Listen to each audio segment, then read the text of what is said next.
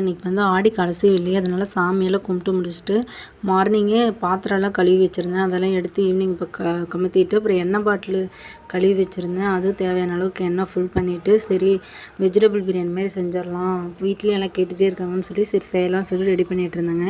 நான் எப்படி செய்வேன்னா எண்ணெய், நெய், சீரகம், சோம்பு, புதினா, பெரிய வெங்காயம், அப்புறம் பிரிஞ்சலை, அப்புறமேட்டு கேரட், பீன்ஸ் போட்டிருக்கேன். பச்சை பட்டாணி போடுவேன், இன்றைக்கி கடைக்கு போனேன் இல்லை, அதனால் சரி சொல்லிட்டு இது மட்டும் வாங்கிட்டு வந்துட்டேன். அப்புறம் தக்காளி போட்டு எண்ணெய் பிரிஞ்ச வரைக்கும் வணக்கிட்டு உப்பு, மஞ்சத்தூள், மிளகாத்தூள் இதெல்லாம் கொஞ்சம் பச்சை வாசம் போகிற வரைக்கும் நல்லா வணக்கிடுங்க. அப்புறம் நான் மீன் மேக்கர் சேர்த்துக்கிறேன்.